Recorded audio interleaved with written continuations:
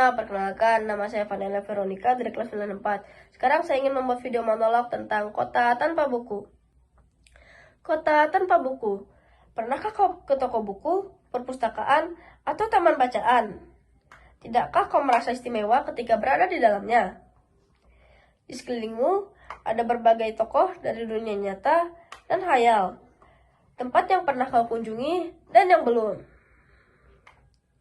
Informasi dari cerita masa lalu, masa kini, dan masa depan. Semua berpadu, semua berada dalam genggamanmu. Saat berada di antara buku, tidakkah kau merasa menjadi raja dan ratu? Ruang dan waktu seolah menyatu tanpa batas. Kau bisa terbang, melintasi sekat negara, dan melewati berbagai zaman. Kau bisa menyelam ke dalam samudra, melayang di angkasa, bercanda dengan aneka satwa, dan berkelana di tengah padatnya kota. Juga di rimba raya. Kau tahu, buku adalah jendela dunia, kunci pengetahuan, dan pintu wawasan. Muhammad Hatta, sang proklamator, berkata, "Aku rela di penjara asalkan bersama buku."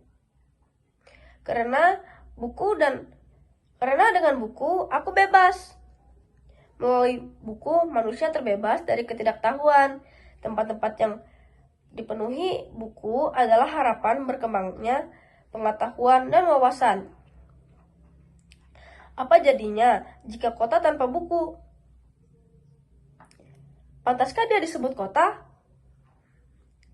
Di kota itu, mungkin kabar datang dari sumber lain, dari koran, televisi, atau internet. Mungkin informasi dan cerita datang dari cerita nenek moyang.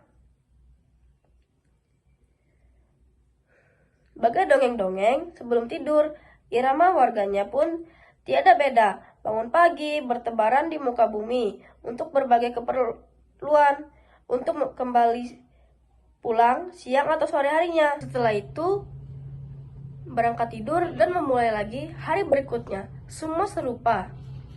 Di kota itu mungkin ada bangunan bernama perpustakaan. Di dalamnya buku-buku berderet dalam rak yang tak terjemah. Tiada tangan meraih dan membuka halaman demi halaman. Dengan sukacita, mungkin juga ada tumpukan buku di sudut-sudut sekolah yang sepi dan berdebu. Jarang dikunjungi, jarang dibaca. Buku-buku di sana teronggok tanpa nyawa. Bagaimana dengan kotamu? Mungkin kau tinggal di tengah kota yang megah, atau di gang sempit, di desa terpencil, di sisi pesisir, atau di kaki gunung. Adakah perpustakaan, taman bacaan, atau toko buku di dekat rumahmu? Jika ada, apakah tempat itu menjadi wadah berkumpulnya anak-anak dan warga? Menjadi pusat berkembangnya wawasan dan pengetahuan, atau hanya menjadi pajangan? Maukah kau menjadi orang yang menghidupkannya? Kau bisa mengunjunginya dan mengajak teman-teman membaca dan berbagi cerita di sana.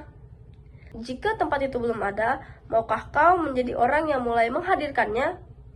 Kau bisa memulainya dari sebuah sudut di teras rumahmu. Ajak teman-temanmu memulai langkah baru.